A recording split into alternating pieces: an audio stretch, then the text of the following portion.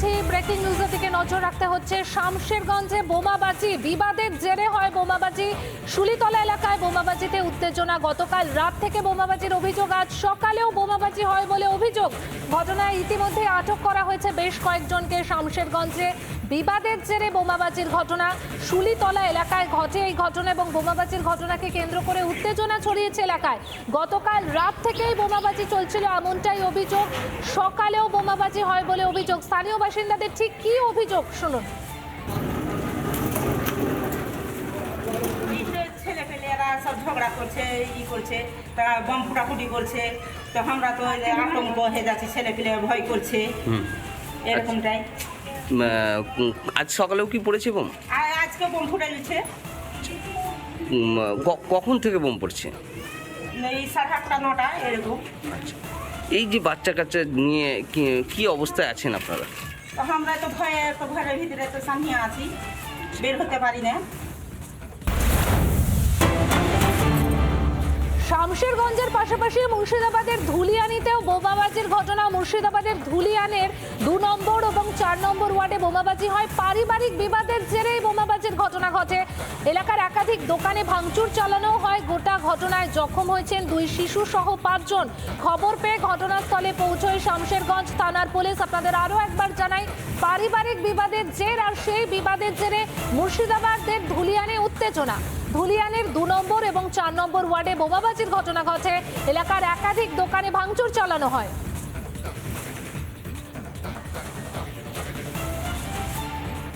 প্যানশাল কোর্টের পাশের যে একটি বিল্ডিং, সেই বিল্ডিংয়ে অগ্নিকাণ্ডের ঘটনা ঘটেছে। ভোরবেলায় 4:30 নাগাদ এই অগ্নিকাণ্ডের ঘটনা ঘটে। কাকে নোটিশ করেছে সেটাও জানি না। যদি নোটিশ করে থাকে তাহলে আমি দেখব, আর যদি নোটিশ না করে থাকে, আমাদের নোটিশে এখন বর্তমানে এসে থাকে, সেটা যে আইনের ব্যাপার আছে সেগুলো হবে।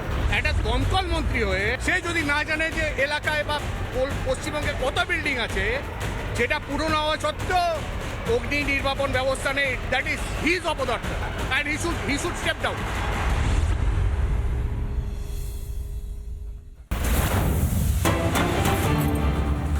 আরও একটি ব্রেকিং নিউজের দিকে নজর রাখছি। পানীয় জলের দাবিতে রাস্তা অবরোধ। কুলটির শাকতরিয়া এলাকায় অবরোধ। পুরসভার ইঞ্জিনিয়ারকে ঘিরে বিক্ষোভ স্থানীয়দের। জল পাচ্ছেন না, তাদের দাবি এটাই। দীর্ঘদিন ধরে পানীয় জলের দাবি তাদের, কিন্তু সেই জল তারা পাচ্ছেন না। আর এই দাবিকে কেন্দ্র করে অবরোধ।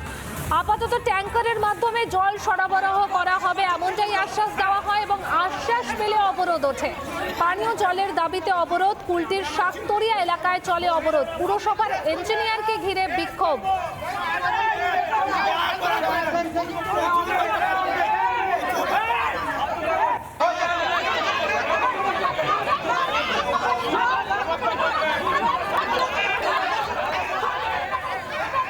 পানীয় জলের দাবিতে একদিকে রাস্তা অবরোধ করে বিক্ষোভ, আর অন্যদিকে পুরসভার ইঞ্জিনিয়ারকে ঘিরে বিক্ষোভ দেখাচ্ছেন স্থানীয় বাসিন্দারা। তাদের দাবি, পানীয় জল সরবরাহ ঠিক মতন হচ্ছে না, পানীয় জল তারা পাচ্ছে না। আর এই দাবিতেই একদিকে কুলটির শাকতরিয়া এলাকার যে রাস্তা, সেই রাস্তা অবরোধ করে বিক্ষোভ, আর অন্যদিকে পুরসভার ইঞ্জিনিয়ারকে ঘিরে বিক্ষোভ স্থানীয়দের।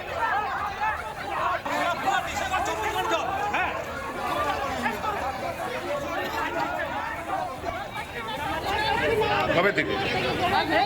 3 মাস থেকে জল পাচ্ছি না। জল না থাকলে কি করে হবে বলো?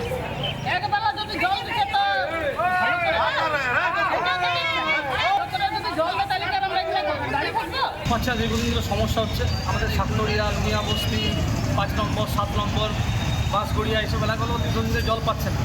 একটা ভাল্ব লিক ছিল, সেই ভাল্ব লিকের জন্য ট্যাঙ্কিতে পর্যাপ্ত জল উঠছিল না। আজকে ইঞ্জিনিয়ারের সঙ্গে কথা বলা হয়েছে, আমাদের কন্ট্রাক্টরের সঙ্গে কথা বলা হয়েছে, টিআইসির মধ্যস্থতায় বসে একটা কথা বলা হলো। কালকে লেবার আসবে, লিকের কাজ কালকে সারা হবে।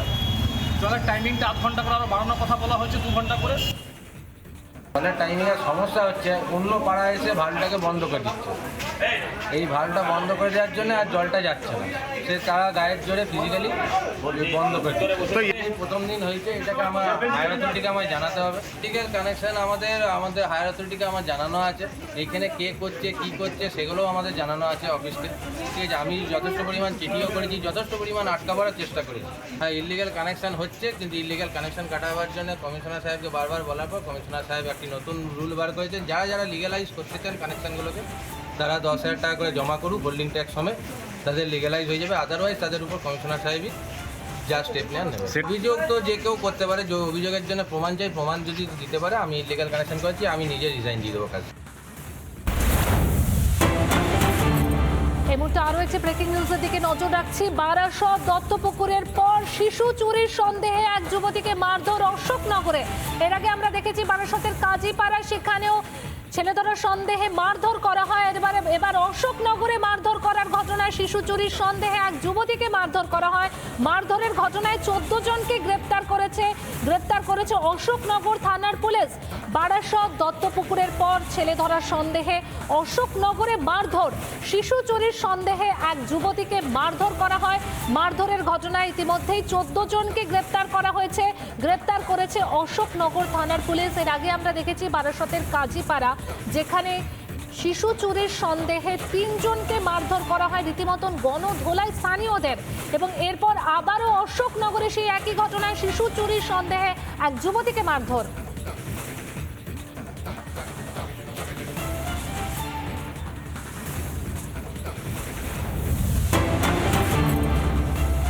এবার একটু নজর রাখতে হচ্ছে বীরভূমের লাভপুরের দিকে। সেখানে তৃণমূলের কোন্দল, বাড়ি ফেরার পথে তৃণমূল কর্মী সমর্থকের ওপরে হামলা চালানোর অভিযোগ অপর এক গোষ্ঠীর বিরুদ্ধে।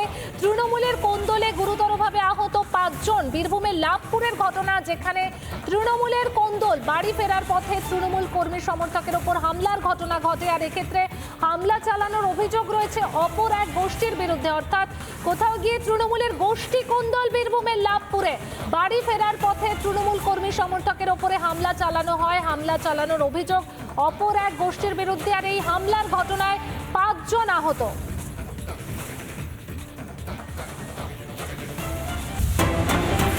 চোখ রাখবো একটি ব্রেকিং নিউজের দিকে। স্কুলের মধ্যেই প্রধান শিক্ষকের হাতাহাতি, প্রধান শিক্ষকের সঙ্গে অপর শিক্ষকের হাতাহাতি। রানীগঞ্জ উচ্চ মাধ্যমিক স্কুলের ঘটনা। মার খেয়ে আঙুল ভাঙল প্রধান শিক্ষকের মারামারিতে শিখে পঠন পাঠন। স্কুলের মধ্যেই প্রধান শিক্ষকের হাতাহাতির ঘটনা, প্রধান শিক্ষকের সঙ্গে অপর শিক্ষকের হাতাহাতি হয়। রানীগঞ্জ উচ্চ মাধ্যমিক স্কুলের ঘটনা। আর মার খেয়ে আঙুল ভাঙল প্রধান শিক্ষকের, সে এক্সক্লুসিভ ছবি এই মুহূর্তে রিপাবলিক বাংলাতে, যেখানে দেখতে পাচ্ছেন রীতিমতন আঙুলে ব্যান্ডেজ রয়েছে প্রধান শিক্ষকের, আঙুলে চোট পেয়েছেন তিনি। মার খেয়ে আঙুল ভাঙল প্রধান শিক্ষকের। আর শিক্ষকের এই মারামারির জেরে রীতিমতন বন্ধ পঠন পাঠন স্কুলে।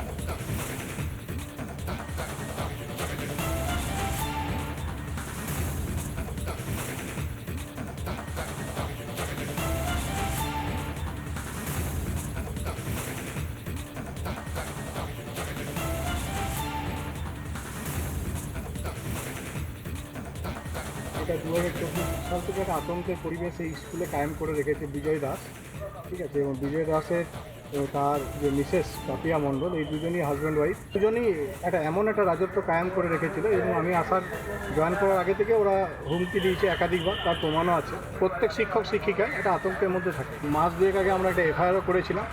এবং আজকে সেই একই ঘটনা পুনরাবৃত্তি, যে ক্লাস করতে যেতে বলাতে বিজয় দাস এলো, বুকে প্রচণ্ড জোরে মারলো প্রথমে। এটা অদৃশ্য শক্তি হয়তো পিছনে কাজ করছে।